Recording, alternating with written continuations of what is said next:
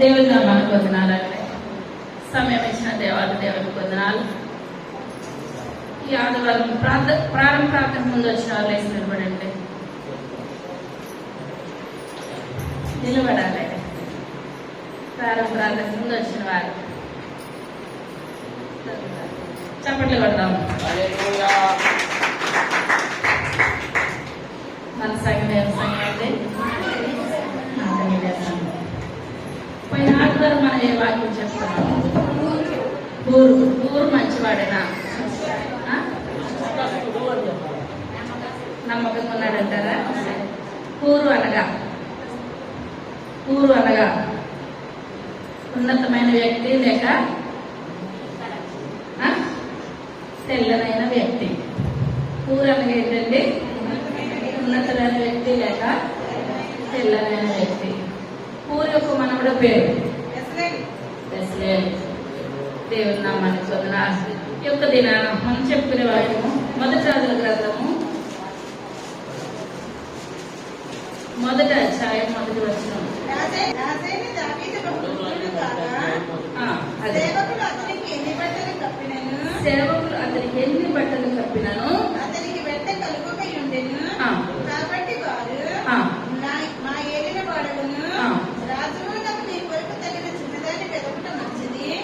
ఆమె రాజైన నీ సముఖమందు నుండి నిన్ను ఆదరించి వెంట కలుగుటకు నీ కౌగిటిలో పండుకులని చెప్పి ఇశ్రాయేలు దేశపు దిక్కులన్నిటిలో తిరిగి ఒక చక్కని చిన్నదాన్ని వెదకి అభిషేకం అని శుభలేవీరాలని చూచి రాజమందకు తీసుకుని వచ్చింది. చిన్న ప్రార్థన చేస్తాం.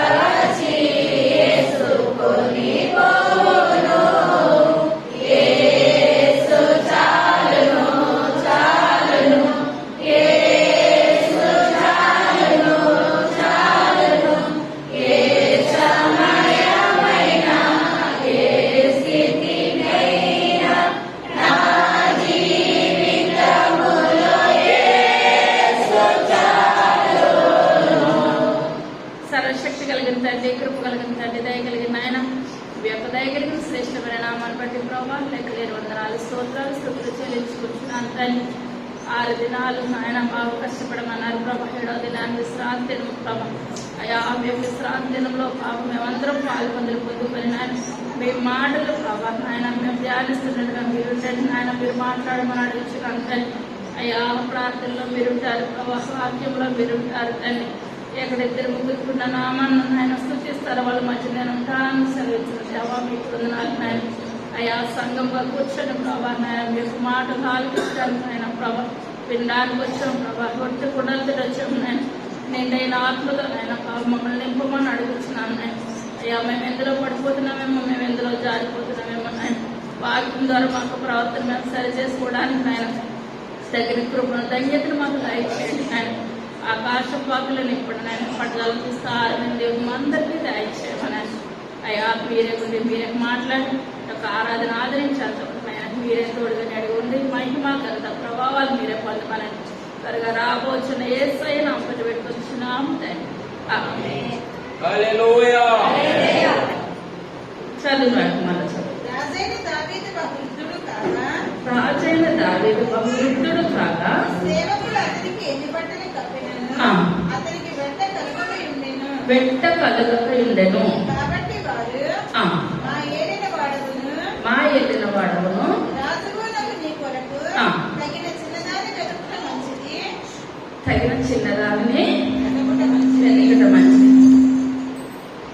ఇప్పుడు ఇక్కడ మొదటి రాజుల గ్రంథం వచ్చేసరికి దావీదుకి వయసు 70 సంవత్సరాలు. ఇతను వణుకుపోతున్నాడు అనమాట, భయంకరంగా వణుకుపోతున్నాడు. అంటే ఇప్పుడు ఇక్కడ అందరికి దావీదు మహారాజు భార్యలు లేరంటారా? మొదటి రాజు అందరికి ఉన్నారంటారా? ఉన్నారా లేరా? ఉన్నారా లేరా? ఏదో ఒక మాట ఉన్నారు. ఉపపత్నులు ఉన్నారు, భార్యలు ఉన్నారు, ఉపపత్నులు ఉన్నారు. కానీ ఏంటంటే ఇప్పుడు సరైన వణుకుపోతున్నాడు కనుక సరైన మనిషి కావాలి, సరైన మనిషి కావాలి కనుక ఇప్పుడు ఆయన రాజ్యంలో ఉన్నవారు దావీదు కొరకు వెతుకుతున్నారు. ఒక మంచి మనిషి కావాలి, దావీదు మహారాజును చూసుకోవాలి. ఇప్పుడు అలాగని అనుకుంటే చిన్నప్పటి నుంచి వీక్నెస్ గా ఉన్నాడంటారా దావీదు మహారాజు? గొలియాతుని గెలిచాడంటే ఆషామాష మనిషి అయితే ఏమాత్రం కూడా కానే కాదు. ప్రతి విషయంలోనూ కూడా గొర్రెని కాపరిగా ఎట్టిగా తగ్గించుకున్నాడో దేవుడు సింహాసనాన్ని అధిష్ఠించినప్పుడు కూడా అదే రీతిలో తగ్గించుకుని ఉన్నాడు. ప్రతి విషయంలోనూ కూడా తగ్గించుకునే స్వభావం ఎవరికి ఉన్నదండి? దావీదు మహారాజు ఉన్నది. ప్రతి దాంట్లోనూ కూడా కృతజ్ఞతాస్తుతి గలవాడు. అది చేసిన మేలుకి దావీదు మహారాజుకి ఏంటంటే ప్రతి నిమిషం కూడా దేవుని సన్నిధిలో స్తుతించేవాడు, ఆరాధించేవాడు, దేవుని నామాన్ని గణపరిచేవాడు. ఇటువంటి మనిషి ఇప్పుడు ఎలా ఉన్నదండి? మన ఎందువల్లంటే మన శరీరము సంవత్సరాలు పెరుగుతున్నాయనేసరికి బలము కూడా క్షీణించిపోతూ ఉంటుంది. ముందు ఉన్నంత బలము ఈ సంవత్సరం ఉన్న బలం వచ్చే సంవత్సరం ఉండదు, తగ్గిపోతూ ఉంటుంది మనుషుల్లో. ఇప్పుడు ఇలా దావీదు మహారాజు కూడా గొలియాతుని ఓడించినంత శక్తి గలవాడైనా సరే ఇప్పుడు 70 సంవత్సరాలు వచ్చేసరికి ముసలివాడైపోతుంది. ఎందువల్లంటే మన యొక్క ఆయుష్ 60 సంవత్సరాలు లేకపోతే 70 సంవత్సరాలు, అది కూడా ఆయాసమే, దుఃఖమే. ఇప్పుడు ఇటువంటి స్థితిలో వచ్చేసాడు ఆయన దావీదు మహారాజు. ఇప్పుడు వణుకుపోతూ ఉన్నాడు. వణుకుపోతున్న సమయంలో ఒక మంచి మనిషి కావాలని ఆ యొక్క రాజు దగ్గర పనిచేసే వాళ్ళ రాజు బట్టలు ఏం చేస్తున్నారంటే అదంతా కూడా తిరుగుతున్నారు. ఒక మంచి మనిషి కావాలి, ఒక మంచి మనిషి కావాలని తిరుగుతున్నారు. అదే అధ్యాయం 3వ వచనం 1-3. ఇశ్రాయేలు దేశపు దిక్కులన్నిటిలో తిరిగి ఒక చక్కని చిన్నదాన్ని వెతికి అభిషేకు అను శూనేమియురాలిని చూచి రాజునొద్దకు తీసుకుని వచ్చింది. ఏం పేరండి అమ్మాయి పేరు? అభిషేకు. ఒక మంచి అమ్మాయి అంట. ఈ అమ్మాయికి అప్పుడు రాజుగారి దగ్గర తీసుకుంటాడు. వయసు ఏంటంటే 12 సంవత్సరాల నుంచి 19 సంవత్సరాలు, అనగా టీనేజ్ వయసు అనమాట. ఏ వయసు అండి? టీనేజ్ వయసు. ఎంత ఉంటుంది? 12 సంవత్సరాల నుంచి 19 సంవత్సరాల లోపు. ఇప్పుడు ఎంత వయసు ఉన్న ఆయన్ని పట్టుకొని వచ్చారు? 70 సంవత్సరాలు ఉన్న మనిషికి ఎంత వయసు అమ్మాయిని పట్టుకొచ్చారండి? 12 నుంచి 19 లోపు అనమాట. అంటే మహా ఇప్పుడు 12 సంవత్సరాలు అంటే 7th 8th అలా చదువుతారు. 19 అంటే 10th అయిపోతుంది, ఇంటర్మీడియట్ వస్తారు చదివితే ఆ అమ్మాయి. బహుశా చాలా మంది చెప్పడం ఏంటంటే చరిత్రకారులు 12 సంవత్సరాలు అంటున్నారు, కొంతమంది 12 నుంచి 19, ఏదైనా సరే 20 సంవత్సరాలు లోపు 12 సంవత్సరాలు పైన. ఈ యొక్క కుమార్తె ఇప్పుడు ఎన్ని సంవత్సరాల మనిషికి పట్టుకొని వచ్చారండి? 70 సంవత్సరాల మనిషికి. ఈ కాలంలో 70 సంవత్సరాల మనిషికి చిన్న అమ్మాయిని ఏమైనా పరిచయం చేయమని చేస్తుందంటారా? పెద్దవాళ్ళు సహా చేయలేని పరిస్థితి. అటువంటి వయసులో ఈ యొక్క చిన్న కుమార్తెను పట్టుకొచ్చినప్పుడు ఆ కుమార్తె బైబిల్ గ్రంథంలో ఎలా రాయబడి ఉన్నదండి? చక్కనిదంట. చక్కనిది, గుణవతి అయిన స్త్రీ అన్నమాట, మంచి మనిషి. ఇప్పుడు ఆ అమ్మాయి కనుక ఇప్పుడు దావీదుకు ఇప్పుడు ఏం చేస్తుంది? పరిచర్య చేస్తుంది. ఆ యొక్క అమ్మాయిని దావీదు దగ్గర పడుకోబెట్టినప్పుడు దావీదుకు ఇప్పుడు ఏం కలుగుతుందండి? వెట్ట కలుగుతుంది, వేడి కలుగుతుంది. ఎన్ని దుప్పట్లు కప్పినప్పుడు దావీదు మహారాజు ఇప్పుడు ఏం ఆగట్లేదండి? చల్ల ఆగట్లేని స్థితిలో ఈ కుమార్తెను పట్టుకొని వచ్చారు. 2వ దినవృత్తాంతాల గ్రంథము 16వ అధ్యాయము 9వ వచనం. తన ఎడల యథార్థ హృదయం గలవారిని బలపరచుటకై లోకమంతటా తన ఎడల యథార్థం గలవారిని బలపరచుటకై. దేవుని కందృష్టి ఎలా ఉందంటండి? లోకమంతటా సంచరిస్తుంది. ఇప్పుడు మనం లెగిచి ఆయనకు తెలుసు, మనం కూర్చుంటే తెలుసు, మన యొక్క జీవితం ప్రతిదీ కూడా తెలుసు. మన ఎడలు యథార్థంగా ఉన్నామా లేదా అని ఎవరు కనిపిస్తుందంటే లోకమంతటా దేవుని యొక్క కనిపిస్తుంది. మనం నిత్యము కూడా లోకాన్ని మనం మప్పి పెడతామేమో కానీ దేవుణ్ణి ఏ మాత్రం కూడా మప్పి పెట్టలేము. కనుక ఇప్పుడు దావీదుకి మంచి అమ్మాయి కావాలనంటే ఇతడు దేవుడు అంటున్నాడు, ఇతడు నా చిత్తానుసారుడైన మనుషుడు. దావీదు దేవునికి చిత్తానుసారుడైన మనుషుడు. తన యొక్క ఆశలన్నీ కూడా నెరవేర్చగలిగిన శక్తి ఎవరికి ఉన్నదండి? దావీదుకు ఉన్నది. దేవుని యొక్క చిత్తము ఇక్కడ ఏంటంటే దేవునికి సాదృశ్యంగా ఎవరున్నారండి? దావీదు ఉన్నాడు. అభిషేకం సాదృశ్యంగా ఎవరు ఉండాలి? మనం ఉండాలి. దేవుని నామానికి వందనాలు. దేవునికి సాదృశ్యంగా ఎవరున్నారు?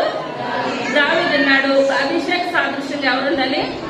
మనం ఉండి ఈ లోకంలో జీవించినట్లయితే మన దేవుడు దృష్టి అభిషేకం మీద ఎలా ఉంటుందో మన మీద కూడా అలాగే ఉంటుంది.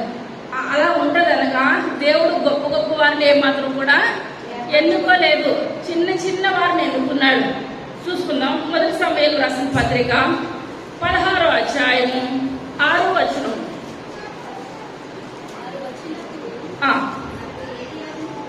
ఎలియాబును చూచి యెహోవా అభిషేకించేవాడు, అయితే యెహోవా అతని రూపమును లక్ష్య పెట్టకము, లక్ష్య పెట్టిన వాటిని యెహోవా లక్ష్య పెట్టడు. విన్నాను, మనుషులు పై రూపంలో లక్ష్య పెట్టుదురు.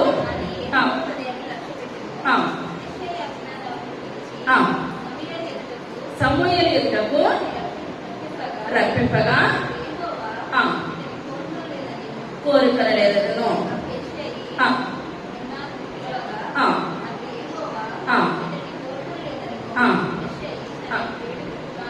కుమారులను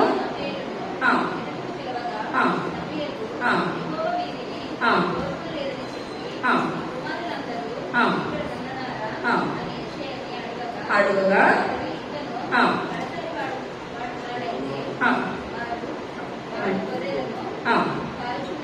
కాయచున్నాడని చెప్పు.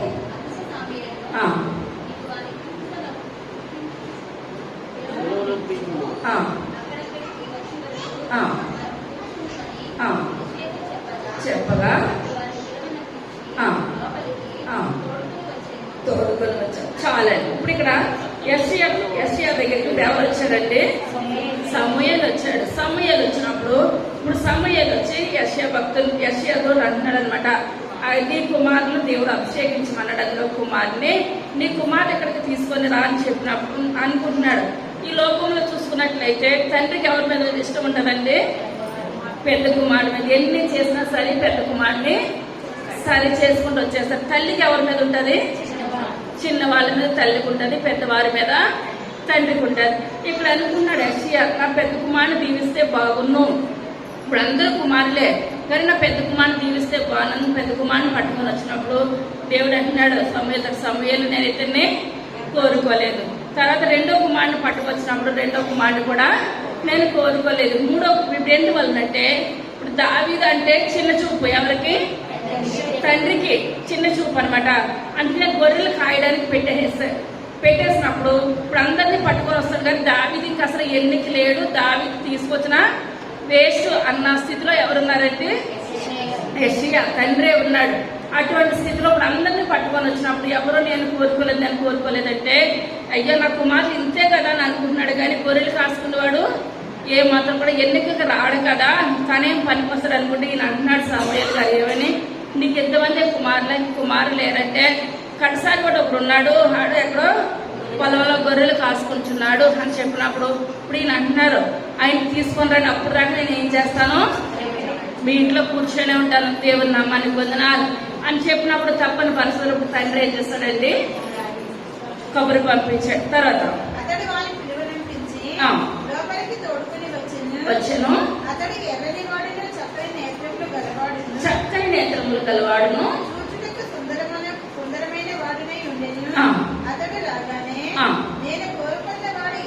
నేను కోరుకున్న వాడు ఇతడే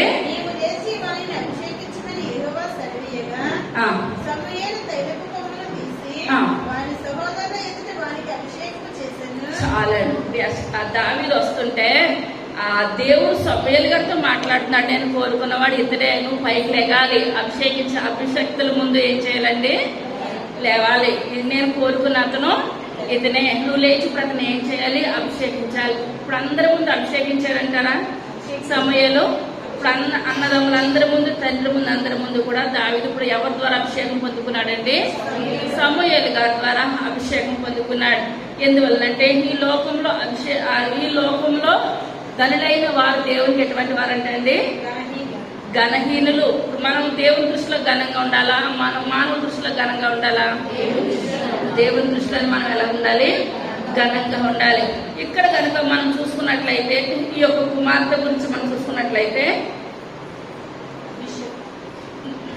ఆదికాండము 49వ అధ్యాయము 14వ వచనం. ఇష్మాకారు 2 దొండ్ల మధ్యను బలమైన గాంధర్వము. చాలండి. ఇప్పుడు మనం చెప్పుకుంది ఇప్పుడు ఎవరి గురించి అంటే ఇష్మాకారు గురించి. ఇప్పుడు ఏంటంటే ఈయన యెహోషువ గారు ఇప్పుడు ఇశ్రాయేల్ ప్రజల్ని ఎన్ని సంవత్సరాలు నడిపించాడండి ఆ యొక్క మోషే గారు?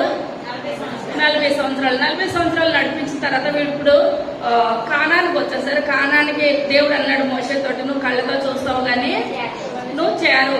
మోషే గారు కళ్ళతో చూస్తారు కానీ కానాన్లో ఏ మాత్రం కూడా ప్రవేశించలేనప్పుడు ఇప్పుడు ఆ బాధ్యత ఎవరికి వచ్చింది? యెహోషువకు వచ్చింది. యెహోషువ గారికి వచ్చినప్పుడు యెహోషువ గారు అక్కడ వాళ్ళందరికీ ఇప్పుడు ఏం చేయాలండి, ఆ యొక్క కానాన్ని, ఆ గృహాలను ఇప్పుడు ఆయన ఏం చేయాలి, స్థలాల్లో పంచిపెట్టాలి. ఆ యొక్క పంచిపెట్టిన సమయంలో ఆ యొక్క షునేము ప్రాంతం అని ఒక ప్రాంతం ఉన్నదంటండి. ఆ యొక్క ఆ కానాన్లో ఏ ప్రాంతం ఉన్నది? షునేమి ప్రాంతం అని ఒక ప్రాంతం ఉన్నది. ఆ యొక్క ప్రాంతము యొక్క కుమార్తె ఇప్పుడు మనం చెప్పుకున్న అభిషేకం ఇప్పుడు ఏంటండి, మీకు అర్థమవుతుందా? షునేమి అన్న ప్రాంతానికి చెందింది. ఈ గోత్రం ఏంటి? ఇశ్శాఖారు గోత్రం అనమాట. ఇశ్శాఖారు గోత్రం అంటే పెద్ద గోత్రమా చిన్న గోత్రమా? అన్ని గోత్రాల కన్నా యోధా గోత్రము పెద్దది, ఇది చిన్న గోత్రం. 2 దొడ్ల మధ్యన ఉంటదన్నమాట. ఇది ఒక చిన్న ప్రాంతం. ఏంటండి షునేమి ప్రాంతం అన్న ప్రాంతం ఎటువంటి ప్రాంతము? ఇప్పుడు ఆ యెహోషువ గారు పంచిపెట్టిన నాటిలో ఒక ఇశ్శాఖారు గోత్రం చిన్న గోత్రమే కదా అని ఒక చిన్న ప్రాంతాన్ని ఇప్పుడు ఏం చేస్తారండి యెహోషువ గారు వీళ్ళకి పంచిపెట్టారు. ఇప్పుడు పంచిపెట్టినప్పుడు ఇప్పుడు దావీదు గురించి ఒక మంచి అమ్మాయి కావాలని అని ఎక్కడ తిరిగినా కూడా పని చేయలేనప్పుడు ఇప్పుడు ఎక్కడ ఎదుర్కొచ్చారండి?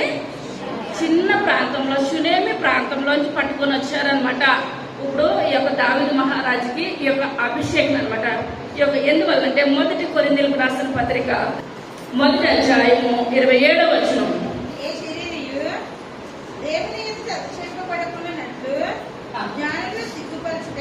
జ్ఞానులను సిగ్గుపరచుటకు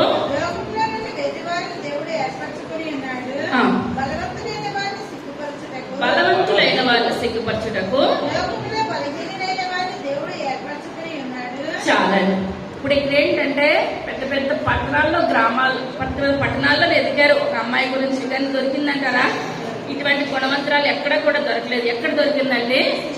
చిన్న ప్రాంతం షూనేమన్న ప్రాంతంలోనూ ఎవరు దొరికారండి? అభిషేకు.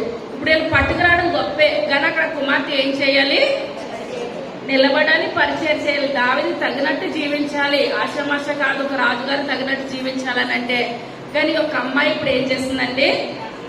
దావీదు తగినట్టు ఏం చేస్తుందండి? అణుకు కలిగి చిన్న వయసు అమ్మాయి. ఇప్పుడు ఏదైనా ఆ వయసు అమ్మాయి కొంచెం టీ పట్టుకురారు, గ్లాసు మంచినీళ్ళు ఇమ్మన్నా ఎవరు. కానీ ఇప్పుడు ఇవి ఏం చేస్తుంది? ఆ తిండి విషయాలేంటి ప్రతిదీ కూడా చూస్తుంది. దావీదుకు పెట్టగలిగేటట్టు దావీదుని హత్తుకొని ఏం చేస్తుందండి? కుమార్తె పడుకొని ఉంటుంది అనమాట. దావీదుకు మంచిగా ప్రతి విషయంలోనూ కూడా జాగ్రత్తగా చూసుకుంటుంది. ఇప్పుడు ఇటువంటి కుమార్తె పోలిక ఎవరనగా ఆదికాండము 24వ అధ్యాయము 16వ వచనం.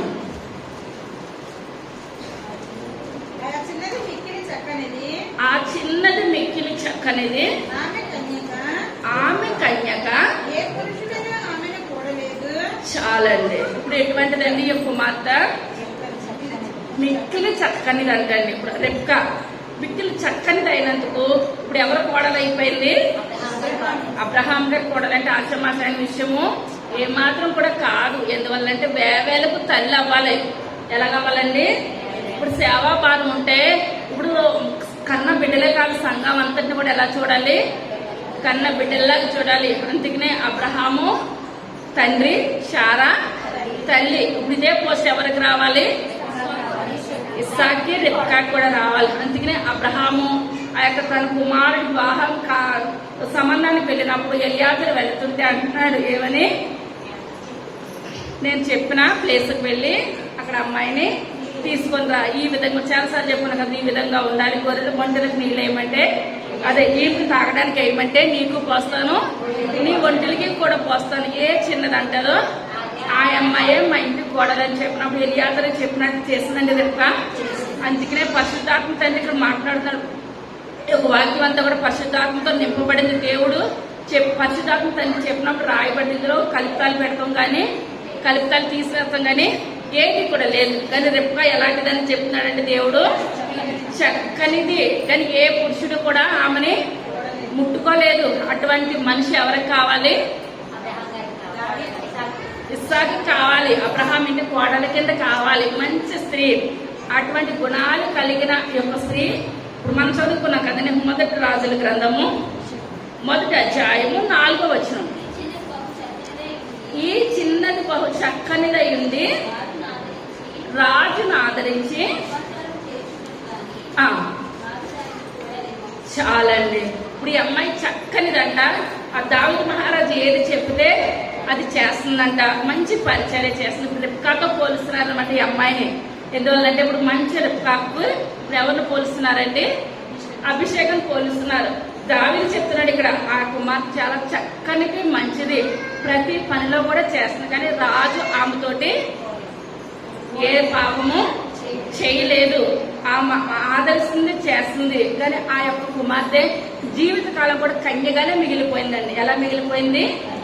జీవితకాలం కూడా ఆ ఇంట్లోకి అడుగు పెట్టినప్పుడు 12 నుంచి 18 సంవత్సరాల లోపు అంటున్నాం కదా, చనిపోయేంత వరకు ఇప్పుడు ఆ అమ్మాయి ఎలా పవిత్రంగా వచ్చిందో ఆ పవిత్రంగానే జీవితకాలం కూడా అట్రీతిగానే ఉండిపోయింది. అప్పుడు రాజు ఇళ్లలో ఉండాలంటే రాజుగారి దగ్గరికి దరిదాపు ఎంతమంది ఉంటారండి? చాలా మంది. ఇప్పుడు మంత్రి గారిని చూడని వాళ్ళు, ఒక ఎమ్మెల్యేనే చూడని వాళ్ళ ఇంట్లో ఎప్పుడు కూడా ఏమంటారో పని వాళ్ళు కాకపోయినా ఒక ఆయన బయటకు వెళ్తుంటే కూడా బాడీగార్డులు, జనాలు ప్రతి విషయంలో కూడా తక్కువ అని కూడా ఒక 50 మంది లోనికి వస్తారు, 50 మంది బయటికి వెళ్తారు. ఇప్పుడు రాజుగారు ఉన్న ఇంట్లో ఉంటారంటారా? మగవాళ్ళు చాలా మంది ఉంటారు. కానీ చాలా మంది ఉన్నా సరే ఈ యొక్క కుమార్తె చూపులో కానీ, ప్రవర్తనలో కానీ, నడవడికలో కానీ ఏ మాత్రం కూడా చెడు ప్రవర్తన కానీ ఏది చేయలేదు. నిజంగా దావీదు మహారాజు నా భర్త అని అనుకున్నది. ఇంకా అంతే. దావీదు మహారాజు కుమారులు కూడా ఈమెను ఇష్టపడ్డారు. కానీ ఈమె ఏ పాపము కానీ ఆ కుమారులు ఎలా చూస్తుందండి? కుమారుల కిందే చూస్తుంది. కానీ ఏంటంటే వాళ్ళ కుమారులు ఈమెకు పెళ్లి చేసుకునే వయసు కాదు వయసు. కానీ ఎలా చూస్తుందో బిడ్డల్ని సొంత కుమారుల కిందే చూస్తుంది. దానికనే ఇప్పుడు ఎవరికి భార్య స్థానంలోకి వచ్చేసిందండి? దావీదు మహారాజుకి మంచి భార్య స్థానంలోకి ఈ యొక్క కుమార్తె వచ్చింది. మనం చాలా సార్లు చెప్పుకున్నాము. ఇప్పుడు ఈయన చనిపోతాడు కదా, నాబాలు చనిపోయినప్పుడు అబిగయీలు దావీదు దగ్గరికి వచ్చేసిందా? మొత్తం పెట్టుబడి చదువుకొని వచ్చేసింది. ఎందువల్ల కొంతకాలం భర్తతోటి ఉన్నది. భర్త ఉన్న స్త్రీ కూడా ఇప్పుడు ఏం చేస్తుంది? దావీదు వెంట వచ్చేసింది. కానీ కుమార్తె అసలు ఏ పాపము చేయలేదు, కన్యగానే జీవితాంతకాలం మిగిలిపోయింది. దావీదు చనిపోయినప్పటికీ కూడా ఆ కుటుంబాన్ని నమ్ముకుంది. ఆ కుటుంబానికే జీవితకాలం కూడా తానే నిలబడిపోయింది. కనుకనే ఈ లోకంలో కాదు పరలోకంలో కూడా ఆమె పేరు చిరస్థావంగా నిలిచిపోయింది అనమాట. తర్వాత ఎహెజ్కేలు గ్రంథము 2వ అధ్యాయము మొట్టమొదటి వచనము. నరపుత్రుడా, నీవు చక్కగా నిలవబడము,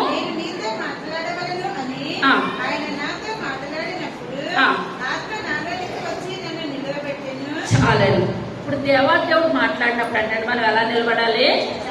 చక్కగా నిలబడాలి. దేవుని మాట ఆలకించాలి. అటుగా ఆలకించే వాళ్ళకే దేవుడు మెండైనా దీవెనలు ఇస్తాడనమాట. కనుకనే ఇప్పుడు యేసేలు గారికి దేవుడు వాక్యాన్ని తినిపించాడంటారా? తినిపించి ఆయన తిన్నారు. ఆ యొక్క వాక్యాన్ని ఇశ్రాయేలు ప్రజలకి బోధించారు అనగా నరపుత్రడం చక్కగా నిలవబడ్డారు. యేసేలు గారు ఏం చేస్తారండి? చక్కగా నిలవబడ్డారు. మనం మాట విన్న వాళ్ళని దేవుడు ఆశీర్వదిస్తాడు, కానీ మాట వినలేని వాళ్ళని దేవుడు ఎంత మాత్రం కూడా ఆశీర్వదించే దేవుడు ఎంత మాత్రం కూడా కానే కాదు. కానీ ఈ యొక్క యేసేలు గారు ఎలా చక్కగా నిలబడ్డారో, ఈ యొక్క చిన్నది చక్కనిగా రాయబడింది. చక్కని చిన్నది ఆ యొక్క దేవుని ఎదుటను చక్కగా నిలబడింది. దావీదు ఎదుటను కూడా చక్కగా నిలబడింది. ఇప్పుడు ముసలోళ్ళకి పరిచయం చేయడం అంటే లేస్తే తిట్టుకుంటారు, ప్రతి విషయంలోనూ తిట్టుకుంటారు. కానీ ఈమె అటువంటిది ఏది కూడా చేయలేదు. ప్రతి విషయంలోనూ కూడా దావీదు ఎదుట ఇప్పుడు ఏం చేస్తుంది? చక్కగా నిలవబడింది, చక్కగా పరిచయం చేసింది. ప్రతి విషయంలోనూ కూడా మంచిగా ఉన్నది. అదే దానియేలు గ్రంథము 1వ అధ్యాయము 8వ వచనం. పుచ్చుకొని దాని అపవిత్రుడు కాకుండానట్టు వాటిని పుచ్చుకొనకుండా సెలవిమ్మని నపుంసకుడి అధిపతిని వేడుకొనగా దేవుడు నపుంసకుడి అధిపతి దృష్టికి దానియేలునకు కృపా కటాక్షమునందును అనుగ్రహించిన గనుక నపుంసకుడి అధిపతి దానియేలుతో ఇట్లనెను, మీకు అన్నపానములను నియమించిన రాజుకు నా యజమానునికి నేను భయపడుచున్నాను. మీ ఈడు బాలల ముఖముల కంటే మీ ముఖముల కృషించినట్లు ఆయనకు కనబడనేలా, అట్లయితే మీరు రాజు చేత నాకు ప్రాణాపాయం కలుగు చేతురు. చాలా ఇప్పుడు ఇదంతా కూడా దానియేలు కూడా బబులోనులో ఎలాగున్నాడండి? నమ్మకంగా ఉన్నాడు, యథార్థంగా ఉన్నాడు. అక్కడ పెట్టి ఆ దేవతలు పెట్టి ఏమన్నా తిన్నాడంటారా? ఏది తినలేదు. ఏది కూడా నేను ముట్టుకోను అన్నప్పుడు అతను అంటున్నాడు, మీరు ముట్టుకోకపోతే రాజు నేను పెట్టలేదు అనుకుని నన్ను ఏం చేస్తాడు? శిక్షిస్తాడని చెప్పినప్పుడు దానియేలు అంటున్నాడు, ఒక్క 10 రోజులు మాకు పెట్టి చూసి వాళ్ళ మొక్కలు ఎలాగున్నాయో మా మొక్కలు ఎలాగున్నాయో చూడమని చెప్పినప్పుడు ప్రతి విషయంలో కూడా దానియేలు అక్కడ ఎలాగున్నాడండి? నమ్మకంగా ఉన్నాడు. దేవుని ద్వారా దీవించబడుతున్నాడు, ఆశీర్వదించబడుతున్నాడు. యేసేపు నమ్మకంగా ఉన్నాడంటారా? యేసేపు నమ్మకంగా ఉన్నాడు. ఆ యొక్క ఫరో భార్య ఎంత బలవంతం చేసినప్పటికీ కూడా అతను ఏం చేస్తాడండి? నువ్వు నాకు తల్లితో సమానం, అతను నాకు తండ్రి కనుక నువ్వేమవుతావు? తల్లి అవుతావు అన్నాడు తప్పించి ఇప్పుడు తన మాట వింటే చెరసాల్లోకి వెళ్ళకపోదురు. ఆ యొక్క ఫరో భార్యను కాదనుకున్నందుకు చెరసాల్లోకి వెళ్ళినా సరే నాయన నేను మంచి చేసినందుకు ఇలాగొచ్చాను ఒక్క మాట ఆయన అన్నాడండి? ఈ మాట కూడా అనలేదు కనుక అక్కడ ప్రధానమంత్రి స్థానాన్ని దేవుడు ఏం చేస్తాడు? దయచేస్తాడు. ఒక్కొక్కసారి శ్రమలు వస్తాయి, కష్టాలు వస్తాయి, నిందలు వస్తాయి. ప్రతి విషయంలో నింద వచ్చినప్పుడు దేవుడు నాకు ఏం చేస్తాడని అనకూడదు. ఆ యొక్క నింద వెనకాల దేవుడు మనకి దాచించిన మేలు ఎంతో గొప్పది. ఇప్పుడు చీకటి వస్తుంది, చీకటి వెనకాల మనకి ఏమొస్తుందండి? వెలుగు వస్తుంది. మళ్ళీ మనం వెలుగు కొరకు మనం ఏం చేయాలి? ఎదురు చూడాలి. కానీ చీకటి ఎప్పుడు కూడా ఉండిపోదు. చీకటి వెనకాల వెలుగు వస్తుంది. యేసేపు ఆయన పాపం చేస్తే మంచిగా ఉండు నన్ను అనుకున్నాడంటారా? ప్రభా నాకు వ్యర్థమైనది వద్దు. ఆ మోషే గారికి కూడా ఐగుప్తు ప్రజలకు రాజును అనిపించుకున్నట్టు కంటే ఇశ్రాయేలు ప్రజల గురించి గొప్ప నింద, గొప్ప భాగ్యమని ఎంచుకున్నాడు. దేవుని కొరకు వీళ్ళందరూ కూడా వాళ్ళ సుఖాలు సౌఖ్యాలన్నీ కూడా మానుకున్నారు. దేవుని పనిలో బలమైన సాధనంగా వాడబడబడ్డారు. ఇప్పుడు ఎస్తేర్ ఏం చేస్తుందండి? యూదుల కొరకు 3 దినాలు అంత అవసరం అంటారా? ఉపవాసం అంత అవసరం అంటారా? కానీ ఏం చేస్తుంది? తన వెనకటి జీవితాన్ని తన మనుషుల్ని ఏమాత్రం కూడా మర్చిపోలేదు. నాకు వీళ్ళందరూ కావాలి, వీళ్ళందరి కొరకు నేను ఉపవాసం ఉంటానని అనుకున్నది. ఆ యొక్క రాజు ఆజ్ఞకు మీరు ఇప్పుడు ఏం చేస్తుందండి? ప్రార్థన తర్వాత వెళ్ళింది. ప్రార్థన ముందు వెళ్తే అక్కడ గొప్ప కార్యమో ఏది కూడా జరగదు. మనం ఏది జయించాలన్నా ఏది చేయాలన్నా ప్రార్థన చేయాలి, వాక్యం చదవాలి. ప్రార్థన, వాక్యం ఈ 2 విషయాలను బట్టి కూడా మనం ఈ లోకాన్నంతటి కూడా మనము జయించగలగడానికి శక్తిని దేవుడు దయచేస్తాడు. ఉన్నవాళ్ళు ఎప్పుడు కూడా ఉండవు. దేవుడు మళ్ళీ మనకి ఏం చేస్తాడండి? గొప్ప వెలుగుతో నింపుతాడు. ఇక్కడ చూసుకున్నట్లయితే అబిగైల్ ఏ విషయంలోనూ ఆ కుమార్తె చింతించట్లేదు. పరిశుద్ధాత్మ తల్లి యొక్క 1వ అధ్యాయంలో రాయించాడు. ఈమె గురించి 2వ అధ్యాయంలో కూడా రాయించాడు.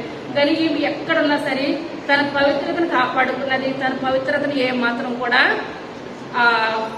విడది లేదు.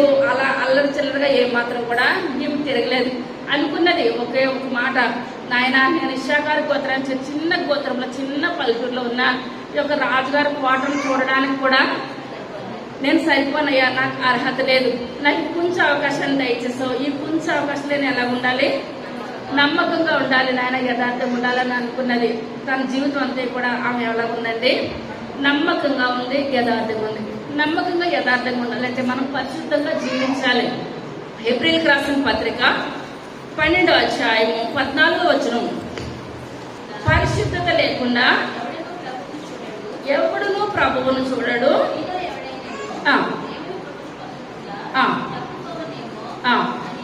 అనియు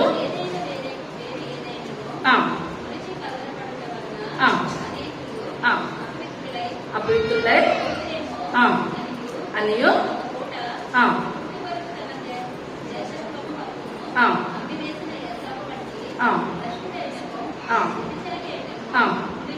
ఉండునేమో చూచుకోండి చాలండి. ఇప్పుడు మనం పరిశుద్ధత లేకుండా ఎవరును మనం ఏం చేయలేరండి, ప్రభువుని ఎంత మాత్రం కూడా చూడలేరు. ఇప్పుడు లెగలేని స్థితిలో ఉన్నాడు. ఈ పరిశుద్ధత కాపాడుకున్నది కనుకనే పరిశుద్ధాత్మ తండ్రి ఇప్పుడు బైబిల్ గ్రంథంలో ఈ కుమార్తె రాయబడింది.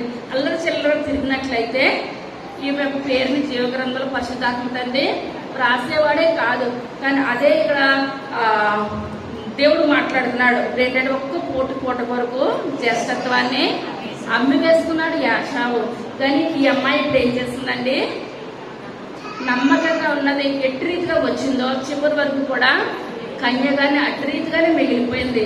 మత్తయి సువార్త 18వ అధ్యాయము మొట్టమొదటి వచనం,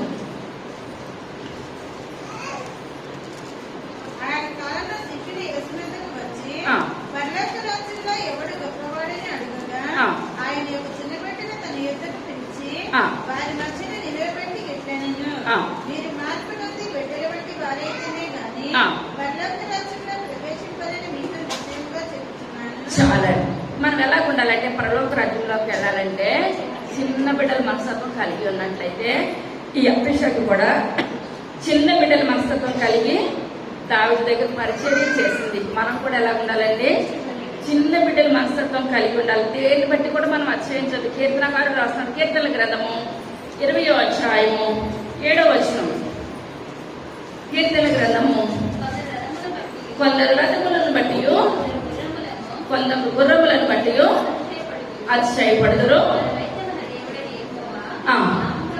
నామమును బట్టి చాలా. ఇప్పుడు మనం దేన్ని బట్టి అతిశయపడాలి? ఇప్పుడు ఈ అమ్మాయి ఆ గృహంలోకి అడుగు పెట్టింది. ఇప్పుడు దావీదు గుర్రాలు రథాలు ఉన్నాయంటారా? ఉన్నాయి. గుర్రాలు బట్టి రథాలు బట్టి అతిశయించిందా? ఏది కూడా అతిశయించలేదు. నేను ఏ ఎన్నిక లేని చిన్న ప్రాంతం నుంచి నేను ఇక్కడికి వచ్చాను కనుక నన్ను ఇంత నమ్మకంగా తీసుకొచ్చారు కనుక నేను నమ్మకంగా ఇక్కడ దావీదు మహారాజు నేను పరిచయం చేయాలి. దావీదు గొలియాతునే ఓడించాడు. ఇటువంటి మనుషులకి పరిచయం చేసే కృప దేవుడు నాకు అనుగ్రహించాడు. దీనిలో నేను ఎలా ఉంటానో నమ్మకంగా ఉంటానని అనుకున్నాను. కానీ గుర్రాలను బట్టి రథాలను బట్టి ఇవేమాత్రం కూడా అతిశయించలేదు. నేను వచ్చిన పని ఏంటి, నేను చేస్తున్నది ఏంటి, ఇదే అనుకున్నది. ఈ అమ్మాయి ఇంతలోనే ఎలాగున్నదండి, నమ్మకంగా ఉన్నది. మనం కూడా దేవుడి పనిలో మనం ఎలాగ ఉండాలి, నమ్మకంగా ఉండాలి, యథార్థంగా. ఒక్కసారి చెప్పాను ప్రారంభ ముందు రావాలని. అందరూ కూడా ఎలా ఉంటున్నారండి, నమ్మకంగా ఉంటున్నారు, యథార్థంగా ఉంటున్నారు. అదే నిండైన దీవెనలు మనం పొందుకోవాలి. ఎందువల్లంటే ప్రతి విషయంలోనూ కూడా మాట వినాలి. మాట వినట శ్రేష్టము. అది దేవుడు అంటాడు, బలి అర్పించుకున్నట్టు కంటే సమీపించి ఆలకించుట శ్రేష్టము. కుమార్తె కూడా రథాన్ని బట్టి అతిశయించలేదు, గుర్రాలు బట్టి అతిశయించలేదు. నాకు 12 దావీదు మహారాజు పరిచర్య చేయమని తీసుకొని వచ్చారు. నేను ఏం చేస్తాను, నమ్మకంగాను యథార్థంగాను పని చేస్తాను అని అనుకుంటున్నాను. రోమిలకు రాసిన పత్రిక 8వ అధ్యాయము 35వ వచనం, 8:35. క్రీస్తు ప్రేమ నుండి మనల్ని ఎడబాపు వారెవరు? శ్రమ అయినను, బాధ అయినను, హింస అయినను, ఖడ్గమైనను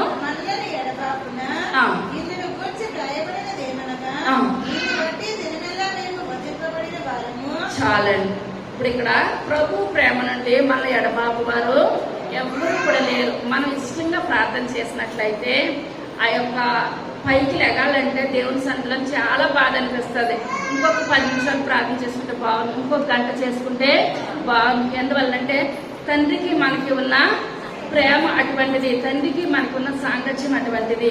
ఇప్పుడు ఇక్కడ అభిషేక్ దావీదు ప్రేమ నుంచి ఎవరు కూడా ఎడపాల్చట్లేదంటండి. ఆ రకంగా దేవునితో మనం ఎలా ఉండాలి? ఎడబాయిలేని ప్రేమ. పనులన్నీ చేస్తాం, ప్రార్థన చేస్తాం, చాలా ఒళ్ళు బరువు అయిపోతుంది. ఒక 5 నిమిషాలు చేసామంటే 24 గంటలు మోకరించినట్టే. మన సంఘం కాదు కానీ కొంతమంది బాధపడిపోతారనమాట. ఏదైనా చేస్తారు కానీ ప్రార్థన ఇష్టంగా చేయరు, కష్టంగా చేస్తారు, ముందుకు పడతారు, వెనక్కి పడతారు. అలా కాదు. ప్రభు ప్రేమ నుండి మన ఎడబాయి వాళ్ళు ఎవ్వరూ కూడా లేరు. మనకి కష్టాలు వస్తే, బాధలు వస్తే, శ్రమ అయినా, కష్టమైన, నిందలైనా, వస్త్రహీనతైన, ఉపద్రవమైన ఏదైనా కూడా మనం ఎలా ఉండాలంటే దేవుని సన్నిధిలో నమ్మకంగా యథార్థంగా ఉండాలి. ఇష్టంతో చేయాలి ప్రార్థన. కష్టంగా ఏమాత్రం కూడా చేయకూడదు. మనం బైబిల్ చదివి ఇష్టంగా చదవాలి. ప్రార్థన చేసినా మనం ఏం చేయాలండి? ఇష్టంగా చేయాలి. మనం ఇష్టంగా చేసినట్లయితే మనం చెప్పుకున్నాం కదండి, ఎన్ని తరాల ఆశీర్వాదాలు వస్తాయి? 1000 తరాల ఆశీర్వాదాలు. మనం కష్టంగా చేసామంటే ఎప్పుడు కష్టాలే. మన పిల్లలకు అప్పులే చెప్తాం కానీ వేరేది ఏది కూడా. మనం ఇష్టంగా ప్రార్థన చేస్తే మన ప్రార్థనను బట్టి ఎన్ని తరాలండి? 1000 తరాలు ఆశీర్వాదాలు. మన బిడ్డలకి ఏమి ఇవ్వాలి? అప్పులు ఇవ్వాలా? 1000 తరాల ఆశీర్వాదాలు ఇవ్వాలా? 1000 తరాల ఆశీర్వాదాలు ఇవ్వాలి. మళ్ళీ మీ కుమార్తె దగ్గరకు వచ్చేదో 1 రాజుల గ్రంథము 1వ అధ్యాయము 5వ వచనం. హగ్గీతు కుమారుడైన హదోనిము గర్వించిన వాడే అనుకొని ముందుగా పరిగెత్తడం 50 మంది మనుషులను ఏర్పరచుకున్నాను. ఎలా చేయించినావని విచారించి చాలు. ఇక్కడ ఏంటంటే హగ్గీతు కుమారుడు అనమాట. అప్పుడు అదోనియా ఉన్నాడు. ఎవరంటే అబ్షాలోము. ఇప్పుడు ఏడో కూడా అన్నదమ్ములు. అబ్షాలోము అందగాడు కాదా? అందగాడే. హగ్గీతు కూడా చాలా అందమైన వాడు అనమాట. దావీదు మహారాజు తన కుమారులు తప్పు చేసినా, ఏది చేసినా సరే అన్ని విషయాల్లో మంచిగా ఉన్నాడు. కానీ దావీదు మహారాజు బిడ్డలకి ఏమాత్రం కూడా భయం చెప్పేవాడు కాదంటే. ఏం చెప్పలేదు? భయం చెప్పేవాడు కాదు. వాళ్ళు ఎక్కడ తిరిగినా, గుర్రాలు రథాలతో తిరిగినా, ఎలా తిరిగినా సరే ఆ కుమారుడు తను ఎదురుగుంటా నిల్చుండేటప్పటికీ వాళ్ళకి అందాన్ని చూసి ఏం చేసేవాడు? మురిసిపోయేవాడు. బిడ్డల అందాలు చూసి మనం మురిసిపోతాం. ఇప్పుడు ఎంత ఎలాగున్నా మన బిడ్డలు మనకు అర్థం కాలే. ఎందువల్ల మన రూపాలే వస్తాయి, బయట రూపాయలు అయితే రావు కనుక మనకి ఎలాగ నచ్చుతారని మన పిల్లలు మనకి నచ్చుతారు. కాకి పిల్ల కాకి ముద్దు. మన పిల్లలు చూడండి, బయట వాళ్ళని చూస్తామంటారా? చూడము. ఎంతలో చూడాలి అంతలోనే చూస్తాం. కానీ ప్రథమ స్థానం ఎవరికి ఇస్తాము? మన బిడ్డలకి ఇస్తాం. కానీ ఇప్పుడు అందరికి మించి ఇప్పుడు ఎక్కువగా దావీదు మహారాజు ఆయన 7 సార్లు దేవుని సన్నిధిలో స్తుతించేవాడు, 3 సార్లు ప్రార్థన చేసేవాడు. కానీ అన్ని సార్లు ఎవరిని కూడా మోకరింపు చేయలేదు దావీదు. ఏం చేయలేదండి? ఇప్పుడు మనం తినే దగ్గర మనం తినేసి పిల్లలకు పెట్టుకుని ఉంటామా? పెడతాం. వాళ్ళకే ఎక్కువ పెడతాం, తర్వాత తల్లిదండ్రులు మిగిలిన తింటారు. కానీ ఇన్ని సార్లు ప్రార్థన చేస్తున్న దావీదు ఒక్కసారైనా తన బిడ్డల్ని ఏం చేయించలేదండి? మోకరింప చేయలేదు. అది దేవునికి ఏమాత్రం కూడా నచ్చలేదు. ఇప్పుడు తన చెల్లితో పాపం చేసినప్పటికీ కూడా ఆమ్నోను తగ్గిపోతాడు గద్దించడం అన్నదా? గద్దించలేదు. గద్దించాలి. ఎందువల్లంటే బెత్తం వాడాలి, వాడకూడదని లేదు ఇక్కడ. కానీ ఎలా వాడాలో అలా వాడాలి. బెత్తం వాడకపోతే మన పిల్లలు చిన్నప్పుడు బెత్తం వాడకపోతే పెద్ద ఎదిగిన తర్వాత మనకు లొంగరనమాట. చిన్న వయసు నుంచి లొంగ తీసుకొని రావాలి మన బిడ్డల్ని. ఇప్పుడు ఇక్కడ దావీదు మహారాజు ఎన్ని చేయని కానీ ఆ బిడ్డల యొక్క అందాన్ని చూసి, వాళ్ళ యొక్క ఆ హైట్ వెయిట్ అన్ని చూసి కూడా దావీదు మహారాజు మురిసిపోయేవాడు ప్రతి విషయంలో. ఇక్కడ అదోనియా ఏమాత్రం కూడా మాట వినట్లేదు. ఎంత మాట వినకపోయినప్పటికీ కూడా ఇక్కడ పరిశుద్ధాత్మ తండ్రి దావీదు పాపం చేశాడని చేయలేదని రాసింది. ఇక్కడ ఉరియా భార్య చేశాడని రాసిందా? ఏది కూడా ఒకటి కలపలేదు, ఒకటి తీసివేయలేదు. మనకి కూడా మనం చేసిన దానికి పరలోకంలో తీర్పు. మనం ఎన్ని గంటలు ప్రార్థన చేస్తే అన్ని గంటలు అట్లా లెక్కించబడుతుంది. కానీ మనం గంట చేసి 10 గంటలు రాయమంటే అక్కడ ఏది కూడా లేదనమాట. మన జీవితం ఎంత ఉన్నదో అంతా రాయబడిపోతుంది. మనం సంవత్సరానికి ఎన్ని వారాలు మనం దేవుని మందిరానికి వచ్చామో అంతా కూడా రాయబడి ఉంటుంది. ఇప్పుడు ఈ సంవత్సరంలో కూడా మానకుండా ఎంతమంది వచ్చారండి? ఇప్పుడు వరకు జనవరి నుంచి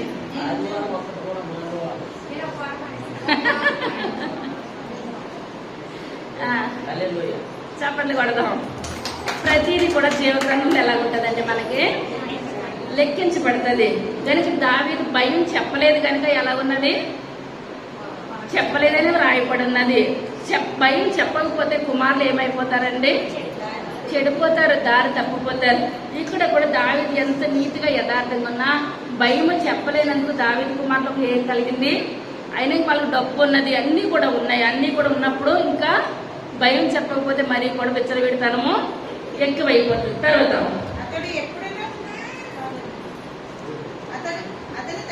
అతని తండ్రి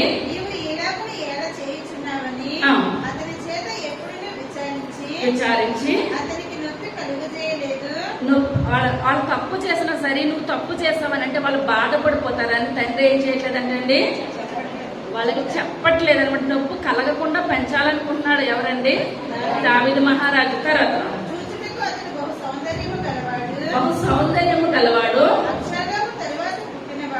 చాలా చూసినాక ఎలా ఉన్నాడంటండి, బహు సౌందర్యంగా ఉన్నాడు. ఎవరి తర్వాత పుట్టాడండి, అబ్షాలోము తర్వాత పుట్టాడు. సెరూయా కుమారుడైన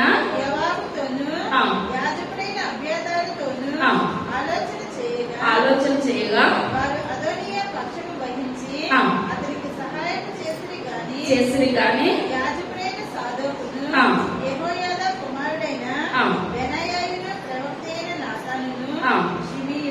షిమియును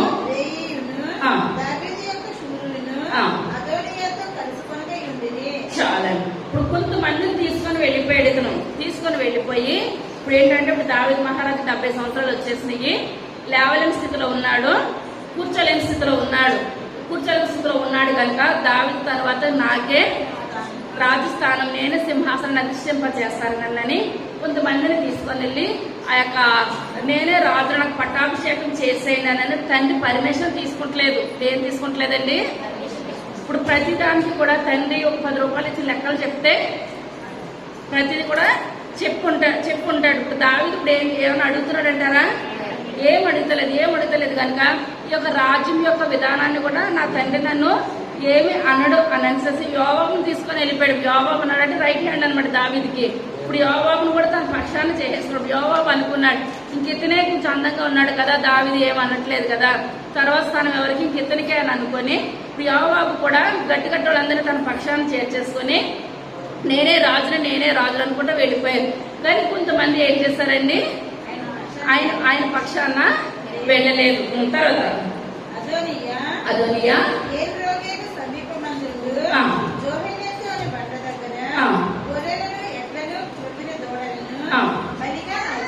బలిగా అర్పించి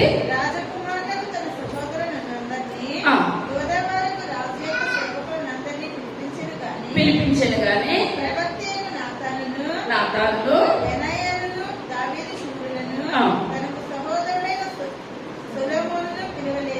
చాలా. ఎవరెవరిని పిలవలేదండి ఇతను, నాతాను ప్రవక్త. ఇప్పుడు మందిరాన్ని కట్టడానికి కూడా దావీదు నిన్ను కట్టొద్దు అన్నాడంటే దావీదు ఆగిపోయాడండి, దేవుడు కట్టొద్దు అన్నాడనంటేనే ఇటువంటి వాళ్ళు ఎవరిని కూడా పిలవలేదన్నమాట. నాతాన్ని పిలవలేదు, సొలొమోను మహారాజును పిలవలేదు. బెనాయా అతను కూడా దావీదులాగే ఏం చీల్చాడని చెప్పానండి, సింహాన్ని చీల్చేటువంటి బలసూరులు ఎవరిని కూడా అదోనియా ఏం చేయలేదండి, అక్కడ నేనే రాజును అవుతానన్న ఫంక్షన్ కి పిలవలేదు. తర్వాత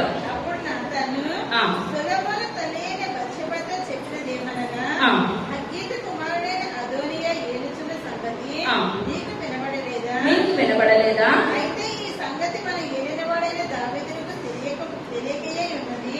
కాబట్టి నీ ప్రాణమును నీ కుమారుడైన సొలొమోను ప్రాణమును రక్షించుకొనుటకై నేను నీకు ఒక ఆలోచన చెప్పేదను వినుము.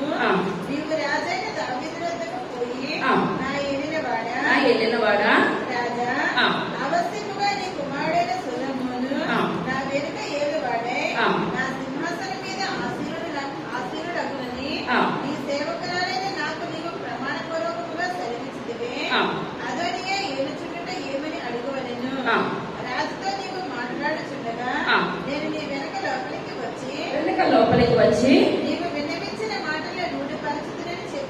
చాలండి.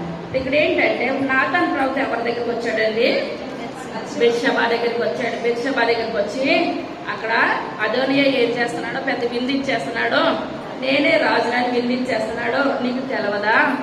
నీకు ఇదే విషయము రాజుగారికి కూడా తెలుసుండదు. తెలుసుంటే ఎవరికి మొట్టమొదట కబురు వస్తుందండి? నాతాన్ ప్రవక్తకి కబురు పెడతాడు దావీదు.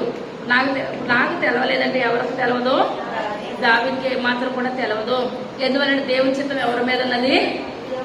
సొలొమోను మీద ఉన్నది. నీ కుమారుడు కదా తర్వాత రాజు, తర్వాత రాజరికం చెయ్యాలి. అదోనియా నేను రాజును అనుకుని ఈ విధంగా ఉంటున్నాడు. ఇప్పుడు అవశ్యంగా ఎవరి దగ్గరికి వెళ్ళిపోవాలి? రాజుగారి దగ్గరికి వెళ్ళిపోవాలి. దావీదుకి ఇష్టమైన భార్య ఎవరండి? బెత్షెబా. మరి బెత్షెబా కూడా చేయలేని పని ఎవరు చేస్తున్నారు? అర్థమవుతుందా? అభిషేకం చేస్తుంది. ఇష్టమైన భార్య ఎవరో? బెత్షెబా. కానీ అప్పుడు బెత్షెబా బతుకుందంటారా? బతుకుంది. బెత్షెబా బతుకున్నా ఇప్పుడు వీళ్ళకి రాజు బట్టలకి ఏంటంటే బెత్షెబా కూడా చేయలేని కార్యం ఎవరు చేస్తారని అభిషేకం చేస్తారని అక్కడంతా కూడా తిరిగి ఏం చేస్తారు? ఈ కుమార్తెనే పట్టుకొని వచ్చారు. దావీదు 70 సంవత్సరాలు అనుకోండి. కొన్ని చిన్న వయసు ఉన్న బెత్షెబాకు ఒక 50 ఉండొచ్చు. అవునంటారా? మామూలుగా మనం చూసుకున్నాం 50. లేకపోతే సొలొమోను మహారాజు అంత పెద్దవాడు కాడు, సింహాసనం ఎక్కడు. ఏంటంటే ఇప్పుడు 50 సంవత్సరాలు లేగలేదు, కూర్చోలేదు అనుకున్నారేమో. ఒకవేళ ఏంటంటే ఈమెకి కూడా గిన్నె అందించాలి, ఏమి లేగలేదు, కూర్చోలేదు. కనుక దావీదుకి మనం ఏం చేయాలి? మంచి చక్కని చిన్నదాన్ని లేగమంటే లేగాలి, కూర్చోమంటే కూర్చోవాలి, పరిగెట్టమంటే పరిగి పెట్టాలి. అటువంటి చిన్నదాన్ని ఇప్పుడు ఏం చేస్తారని పట్టుకొని వచ్చారు. పట్టుకొని వచ్చినప్పుడు ఇప్పుడు ఏమన్నా అందా? నేను చేస్తాను కదా. లేగలేనివాడు కూడా భార్య ఉండగా వేరే వాళ్ళు పరిచయం చేస్తాను ఊరుకుంటుందంటారా? ఏ మాత్రం కూడా ఊరుకోదు. ఎందువల్లనంటే ఎవరికి ఇష్టాలో వాళ్ళకు ఉంటాయి. కానీ ఇక్కడ బెత్షెబా బ్రతికే ఉంది. ప్రియమైన భార్య, ఇష్టమైన భార్య, ఏరుకోరి తెచ్చుకున్నాడు ప్రియమిని. తన జీవితంలో నిందన మోసాడు ఆమెను తెచ్చుకోవడానికి. జీవగ్రంథంలోనే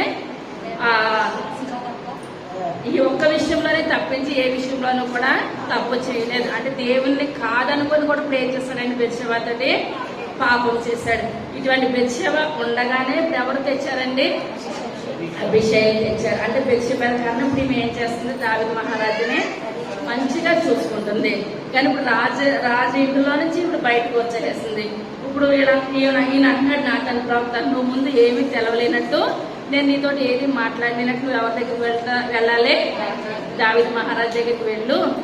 నాకు ఏమి తెలవలేనట్టు నువ్వు వెళ్ళినా కాసేపటికి నేను వస్తాను, నేను అన్ని కూడా రాజుతోటి మాట్లాడతాను, మన ఇద్దరం మాట్లాడదాం. అప్పుడు దావీదు మహారాజు మంచి నిర్ణయము తీసుకుంటారు అని చెప్పినప్పటికీ ఈమె తొందరగా చెప్పేస్తాను. ఈమె అక్కడికి వెళ్తుంది అనమాట. ఎందుకంటే తలిపి ఎవరు తీస్తారండి? అభిషేక్ తీసినప్పుడు ఏమనిపించాలి? బెత్షెబాకి బాధ అనిపించాలి. కానీ అనుకుంది నేను ఇంత పని చేయలేను. ఇప్పుడు ఆ యొక్క అభిషేక్ ఎవరిని చూసింది? బెత్షెబాని చూసింది. చూసినప్పుడు మనసులో కోపం రావాలా? ముందు భార్య వచ్చిందంటే వెనక భార్యకి ఏమనిపిస్తుందండి? కోపం అనిపిస్తుంది. కానీ ఏ విషయంలోనూ కూడా అభిషేక్ అంటే నమ్మకంగా ఉంది. దూరం నించొని చూస్తున్నాను వాక్యంలోను. ఎవరు నించొని చూస్తారంటారా? మళ్ళా ఇంత ముసలోడికి నన్నే కట్టబెట్టారంటే మళ్ళీ ఈవిడి మళ్ళా వచ్చింది నా పరిస్థితి ఏంటో అనిపిస్తుంది ఎవరికైనా. కానీ అలా నిలబడి అమ్మ రాజుగారు ఉన్నారా అంటే ఈమె తలుపు తీసి అమ్మాయి ఏమంటుంది? అయ్యా మీరు లోనకి రండి, రాజుగారు ఉన్నారు అని పిలిచింది. వాళ్ళని కూర్చోబెట్టింది. వాళ్ళకి ఏ ఇస్తుంది కదండి టీలు టిఫిన్లు అని అన్ని ఇచ్చింది. నాతాన్ ప్రవక్త వచ్చినప్పుడు గౌరవించింది. వాళ్ళందరూ మాట్లాడుకుంటుంటే దూరం నుంచి ఎవరిని కనిపెడుతుందంటండి? దావీదు మహారాజుని కనిపెడుతుందంట. తనకి ఏ నిమిషానికి ఏమి కావాలో, ఏ నిమిషానికి ఏమి కావాలో ఇదే ధ్యాస తప్పించి వాళ్ళు వచ్చారు కదా నా పరిస్థితి ఏంటో, వీళ్ళు వచ్చారు కదా నా పరిస్థితి ఏమవుతా అన్న ఆలోచన అభిషేక్లో ఎంత మాత్రం కూడా లేదు. వాళ్ళు వచ్చారు, మాట్లాడుకున్నారు, అంత అయిపోయిన తర్వాత ఇప్పుడు అంటున్నారు నాతాన్ ప్రవక్త, అయ్యా మీ యొక్క రాజ్యంలో ఈ విధంగా జరుగుతుంది, ఈ విధంగా జరుగుతున్నది. దావీదు అంటాడు నాకు ఒక్క మాట కూడా తెలియదు, అదోనియా నాకు ఏది కూడా చెప్పి చేయలేదు, దయచేసి నన్ను క్షమించండి. బెత్షెబాతో అంటున్నాడు నీకు మాట ఇచ్చాను కదా, నా తర్వాత స్థానం ఎవరిది? సొలొమోనుదే. మరి ఇప్పుడు ఏమి పిల్లలు లేరు, ఏమీ లేరు. ముసలి వయసులో పరిచర్య అంతా కూడా అభిషేక్ తిని ఎప్పుడో వయసులో ప్రేమించిన దానికి తర్వాత స్థానం ఎవరికి వస్తుందండి? సలోమోనికి. బాధపడిందంటారు అభిషేకు?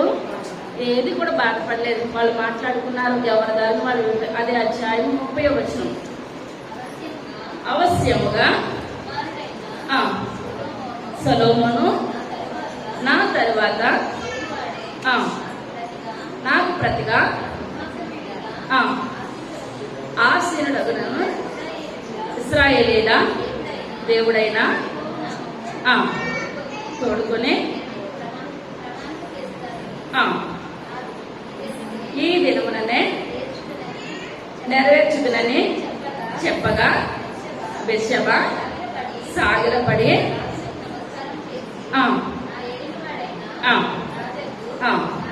దావీదు సదాకాలము నేను. అప్పుడు రాజైన దావీదు యాజకుడైన సాదోకును ప్రవక్త అయిన నాతానును యెహోయాదా కుమారుడైన నా యొద్దకు పిలువమని సెలవీయగా రాజు సన్నిధికి చాలండి. ఇప్పుడు ఈ యొక్క అదోనియా ఎవరెవరినైతే విడిచిపెట్టేస్తాడో ఇప్పుడు వాళ్ళందరినీ కూడా ఇప్పుడు ఎవరు పిలిచారండి? దావీదు పిలిచాడు. నాతాను ప్రవక్త లేకపోయినా, ఇప్పుడు అదోనియా లేకపోయినా ఏది కూడా పని ముందుకు వెళ్ళదు. వీళ్ళందరితో సంప్రదించి ఇక్కడ బెత్షెబతో అంటున్నాడు, రోజులు కొన్ని 10 రోజుల తర్వాత చూద్దాంలే, నెల రోజుల తర్వాత చూద్దాంలే, ఆలోచిస్తానులే, దేవుడి దగ్గర నిర్ణయం తీసుకుంటాను అని అనట్లేదు. కానీ ఎప్పుడో దేవుడు సెలవిచ్చాడు ఆ దావీదు మహారాజుకి. కానీ అంటున్నాడు, నేను ఈ రోజే నేను ఏం చేస్తాను, నేను కుమారుని రాజు కింద చేస్తాను, నాకు ఈ విషయం ఏమాత్రం కూడా తెలియదని ఆమె ఉన్నప్పుడే వీళ్ళందరినీ కూడా ఏం చేస్తారంటే రాజుగారు పిలిచారనమాట. తర్వాత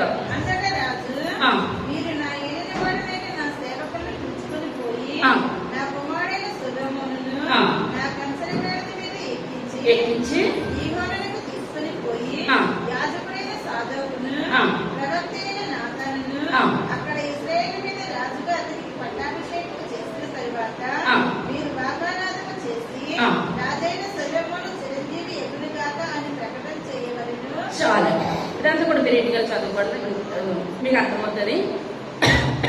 ఇప్పుడు ఏమంటాడంటే దావీదు మహారాజు ఇప్పుడు అతను పిలుచుకొని వచ్చి నా కంచర గాడిద మీద ఏం చేయాలి, పట్టాభిషేకం చేయండి, బాకానాదం వదండి.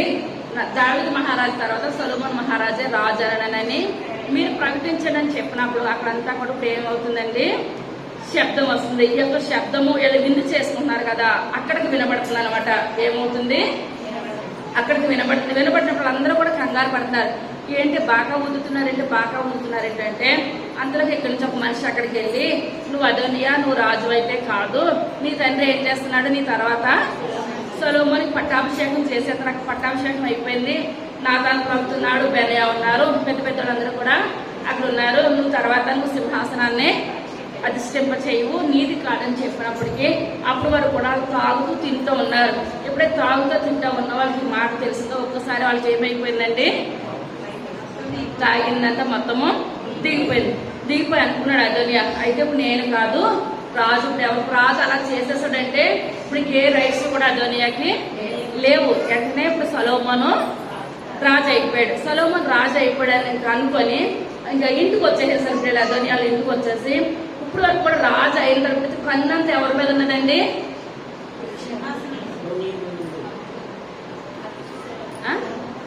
ఎవరి మీద ఉన్నది చెప్పాలి, సింహాసనం మీద ఉన్నది, అభిషేక్ మీద ఉన్నది. ఎందు మీద ఉన్నది, సింహాసనం మీద ఉన్నది, అభిషేక్ మీద ఉన్నది.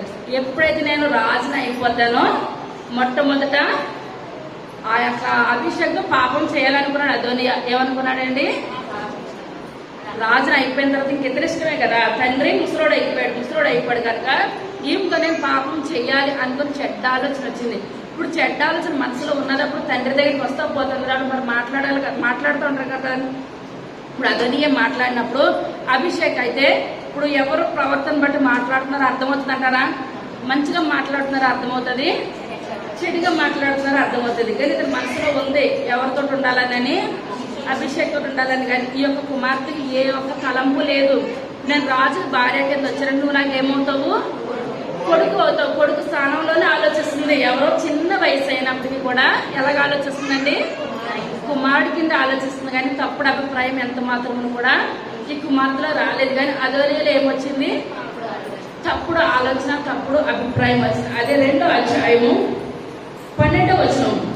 అప్పుడు సొలొమోను తన తండ్రి అయిన దావీదు సింహాసనం మీద ఆసీనుడైన అతని రాజ్యం నిలకడగా స్థిరపరచబడెను. అంతలో హగ్గీతు కుమారుడైన అదోనియా సొలొమోను తల్లి బత్షెబా యొద్దకు రాగా ఆమె సమాధానంగా వచ్చుచున్నావా అని అతనిని అడిగాను. అతను సమాధానంగానే వచ్చుచున్నానని చెప్పి నీతో చెప్పవలసిన మాట ఏమిటి ఉన్నదనెను. ఆమె అది చెప్పుమనగా అతడు రాజ్యము నాదై ఉండెననియు నేను ఏలవలెనని ఇశ్రాయేలులందరూ తమ దృష్టి నా మీద ఉంచుననియు నీవు ఎరుగుదువు. అయితే రాజ్యము నాది కాక నా సహోదరుని దాయును, అది యెహోవా వల్ల అతనికి ప్రాప్తమాయెను. చాలండి. ఇప్పుడు అదోనియా ఎవరి దగ్గరికి వచ్చాడండి? బెత్షెబా ఏమవుతుంది? చిన్నమ్మ పెద్దమ్మ తల్లి అవుతుంది ప్రస్తుతానికి. ఇప్పుడు తల్లి దగ్గరికి వచ్చాడు. తల్లి దగ్గరికి వచ్చినప్పుడు రాజులు ఏంటంటే ఎవరెవరి దగ్గరికి వచ్చినా సమాధానంతో వచ్చావా, సమాధానంతో రాలేదా అని అడుగుతారనమాట. ఇప్పుడు ఇతను అదోనియాని ఈ వంటని బెత్షెబా అంటుంది, నువ్వు నా దగ్గరికి వచ్చావంటే సమాధానంగా వచ్చావా, గొడవ పడడానికి వచ్చావా అంటే అదోనియా అంటున్నాడు, నేను సమాధానంగానే వచ్చాను కానీ గొడవ పడడానికి రాలేదు. అంటే అసలు నా దగ్గర రావాల్సిన పని ఏంటి, నువ్వు ఎందుకు వచ్చావని చెప్పినప్పుడు అందరు ఇశ్రాయేలీయుల రాజ్యంలో ఉన్న వాళ్ళందరి కళ్ళు కూడా ఎవరి మీద పండియి? నా మీదే పండియి. నేనే తర్వాత రాజును అవుతానని అనుకున్నారు, లోకమంతా అనుకున్నారు. అందరి మాటలను బట్టి నేను కూడా అలాగే అనుకున్నాను. చివరికి వచ్చేటట్టు నీ కుమారుడైన సొలొమోనుకి వచ్చేసింది అని లాస్ట్ లో అంటున్నాడు. అది మన చిత్తం కాదు, దేవుని చిత్తము అయి ఉంటది అంటున్నాడు. ఏమంటున్నాడండి? దేవుని చిత్తం ఉన్నది కనుకనే అదోనియా ఏమయ్యాడు? రాజు అయ్యాడు. సొలొమోను రాజు అయ్యాడు. లేకపోతే అప్పుడు ఆ తర్వాత స్థానము నాకే కావాలి. మరి నువ్వు ఎందుకు వచ్చావు నా దగ్గరికి అనంటే, నువ్వు నీ కుమారుడి దగ్గరికి వెళ్ళి అక్కడ అభిషేకాన్ని ఒక కుమార్తె ఉన్నది కదా అంటే, ఇప్పుడు ఏమి చూసిందంటారా? చూసింది. ఇప్పుడు ఆ కుమార్తెని నేను వివాహం చేసుకుంటాను, ఆ కుమార్తె గురించి నువ్వు మాట్లాడాలి. నువ్వైతేనే సరిపోతావు, వేరే వాళ్ళు ఎవరైనా నీ కొడుకు ఏం చేస్తాడు, వాళ్ళని చంపేస్తాడు అడ్డంగా అని చెప్పినప్పుడు నా మాట నువ్వు నిలబెట్టి నువ్వు అక్కడికి రావాలి అని చెప్పినప్పుడు ఇప్పుడు బెత్షెబా అన్నది, సరే నీ మాటను బట్టి నేను ఏం చేస్తాను అనుకొని ఉంటుంది మనసులో. ఆ అమ్మాయి కూడా చిన్నదే, దావీదు మహారాజు కూడా ఆమెతో ఏ పాపము చేయలేదు కదా, ఆమె కన్యగానే అలా మిగిలిపోయింది కనుక ఒకవేళ చేసుకుంటుందేమో నా కుమారుడి దగ్గరికి వెళ్ళి నేను మాట అడుగుతాను అని వెళ్ళాను. వెళ్ళిన తర్వాత సొలొమోను మహారాజు దగ్గరికి వెళ్ళింది. వెళ్ళినప్పుడు తర్వాత చదువుకున్నాం తొందరగా 19 అదోనియా పక్షంలో చెప్పుటకు వచ్చినప్పుడు రాజు లేచి ఆమెకు ఎదురుగా వచ్చి ఆమెకు నమస్కారం చేసి సింహాసనం మీద ఆసీనుడై తన తల్లి కొరకు ఆసనం ఒకటి వేయింపగా ఆమె అతని కుడిపార్శ్వంలో కూర్చుండెను. ఒక చిన్న మనవి చేయ కోరుచున్నాను, నా మాట త్రోసివేయకుమని ఆమె చెప్పగా రాజు నా తండ్రి చెప్పుము, నీ మాట త్రోసివేయనగా ఆమె శూన్యమీయురాలైన అభిషేకు ఈ సహోదరుడైన అదోనియాకు పెళ్లికిప్పుకోవలెనెను. అందుకు రాజైన సొలొమోను శూన్యమీయురాలైన అభిషేకును మాత్రమే అదోనియా కొరకు అడుగుటయ్యగా అతడు నా అన్న కాబట్టి అతని కొరకును యాజకుడైన అబ్యాతారు కొరకును సెరూయా కుమారుడైన యోవాబు కొరకును రాజ్యంలో అడుగుమని తన తల్లితో చెప్పాను. చాలండి. ఇప్పుడు తన తల్లి సొలొమోను దగ్గరికి వెళ్ళినప్పుడు సొలొమోను మహారాజు సింహాసనం చేంజ్ చేస్తాడండి. లేచి నిల్చున్నాడు. లేచి నిల్చొని పక్కన ఒక సింహాసనం వేయించి ఆ సింహాసనం మీద ఎవరిని కూర్చోబెట్టాడండి? తల్లిని కూర్చోబెట్టాడు. ఇప్పుడు మన బిడ్డలు మంచి పొజిషన్ లో ఉన్నారనుకోండి, వాళ్ళ మంచి సింహాసనం మీద కూర్చుంటే మనం అక్కడికి వెళ్ళేటప్పటికి మనకి ఏమనిపిస్తుందండి? సంతోషం అనిపిస్తుంది. అమ్మో నా కడుపున పుట్టిన బిడ్డలు ఇంత స్థితిలో ఉన్నారని తల్లిదండ్రులకి సంతోషం అనిపిస్తుంది. పక్కన కూడా ఒక సింహాసనం వేయించాడు తల్లికి. ఆ సింహాసనం మీద కూర్చున్న తర్వాత అంటున్నాడు, అమ్మ నువ్వు రావాల్సిన పని ఏంటి, నువ్వు ఎందుకు వచ్చావని చెప్పినాడు. కాదు బాబు, ఎందుకు కాదు, నీ దగ్గర అభిషేకాన్ని ఉన్నది కదా, మీ నాన్న యొక్క ఉపపత్ని అనుకోవచ్చు, భార్య అనుకోవచ్చు, ఏదైనా అనుకోవచ్చు, ఆమె కన్యగానే అలా ఉండిపోయింది కదా, ఆమెని అదోనియా వివాహం చేసుకుంటాడంట. మరి నువ్వు చేస్తావా? ఇప్పుడు ఎవరు అనుమతి కావాలండి? సొలొమోను యొక్క అనుమతి కావాలి. నువ్వు చేస్తావనంటే సొలొమోను అంటున్నాడు, అమ్మా ఇప్పుడు నేను కాదు, ఇప్పుడు ఎవరు వచ్చినా రాజ్యంలో సహా రాసి చేయమంటే రాసి చేస్తాను, నేను ఏదైనా చేస్తాను, కానీ నువ్వు అడిగింది ఏమాత్రం కూడా కరెక్ట్ కాదు. ఎందువల్లంటే ఆమె నువ్వెంతో ఆమె కూడా అంతే. ఇప్పుడు ఎందువల్లనంటే ఇప్పుడు బెత్షెబ అక్కడికి వచ్చినప్పుడు, ఇప్పుడు అదోనియా చూపులు ఈ కుమార్తె మీద పడినప్పుడు, వీళ్ళిద్దరూ ఒకటి అయిపోయినప్పుడు ఎవరన్నా ఏమైనా చేయగలుగుతారంటారా? స్థానం ఎవరికి వచ్చేసను? అదోనియాకే వచ్చేసను. ఎందువల్ల వీళ్ళిద్దరూ ఒకటి అయితే, కానీ ఎందులోనూ కూడా ఈ కుమార్తె ఏం చేయలేదు, కలవలేదు, కుమ్మక్క కావలేదు, తప్పుడు పని ఏది కూడా చేయలేదు, యథార్థంగా ఉన్నది, న్యాయంగా ఉన్నది.